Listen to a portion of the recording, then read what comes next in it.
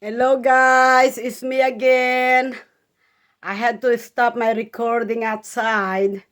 Now I'm back in the house. I'm in a living room.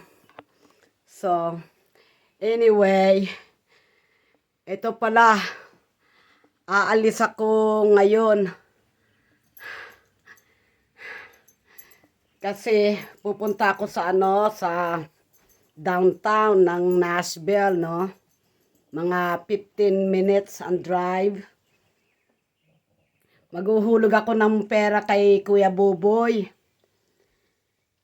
Ay nasa Bicol siya, pati si Eleanor, mag-asawang yan.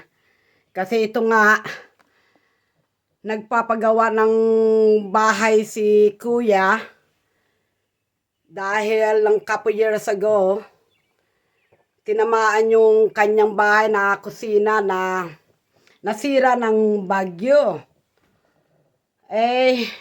Humingi ng tulong sa akin si Kuya. Kung pwede ko siyang matulungan, pati si Eleanor nga, mapaayos ang kanyang kusina.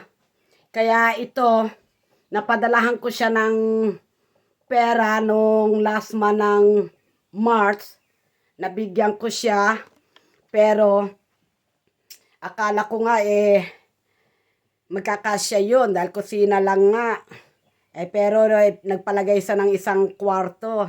Mukhang masushoot yata si Kuya ng ng pera, kaya padadalahan ko pa siya ng kaunti para matapos yung kanyang kusina na pinapagawa niya, guys. Pangarap nga niya na magawa yung niya, yung kusina niya. Sabi niya nga sa akin, yun lang pangarap ko, sister, na mapaayos ko to. Kasi yung kusina niya, na yung mga kawayan dingding, wala na, sira-sira na. Nasa probinsya siya ng Bicol. Ngayon, tagpi-tagpi ang hinarang niya doon sa niya, dingding. Kaya, nakakaawa ba yung kapatid ko si Kuya. Kaya ito, kailangan ko tulungan talaga silang dalawang mag-asawa, no? Alam mo, I feels good myself because, makakatulong ka sa kapwa-tao mo, di ba? Na nakaka-retouch talaga pagka gusto mong tumulong sa kapwa-tao mo, di ba? Na lalo na pamilya mo, guys, di ba? Kaya yun lang ang maitutulong ko sa kanila mag-asawa, mapagawa yung kanyang kusina. Kasi gusto niya talaga magawa talaga para siya, happy siya, di ba? Kaya ito, pupunta ako doon sa sa town. Hulugan ko siya ng pera para matapos yung pinapagawa niyang bahay. Kaya siguro mga 2 weeks o 3 weeks matatapos na yun. Kaya masaya siya, exciting siya Yung makita ko si Kuya, maiyak-iyak talaga siya kasi wala talaga siyang magagawa wala silang pera, kundi ako lang ang makakatulong kay Kuya Buboy. Kaya ito, maganda pakiramdam ko, at least matulungan ko naman yung kuya ko, no? Maski paano, di ba, guys? Kaya ito, iniisip ko talaga na sige, sa bagay may ipon pa naman ako sa bangko, kaya tulungan ko na lang sila mag-asawa. I feels good, nakaka-retouch talaga na tutulungan mo yung pamilya mo, di ba? Kaya eto, guys, I just let you know, okay? Thank you for everything, for support my video. I appreciate it. Thank you so much, guys.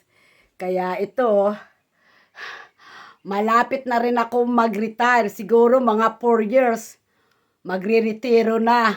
Kaya ito,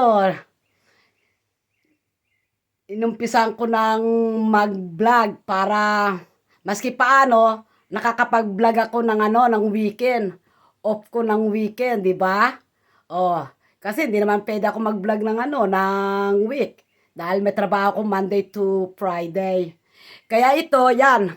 Para nagretiro na ako, siguro mga ilang buwan din ako sa Pilipinas, na ako, makakapag-vlog ako.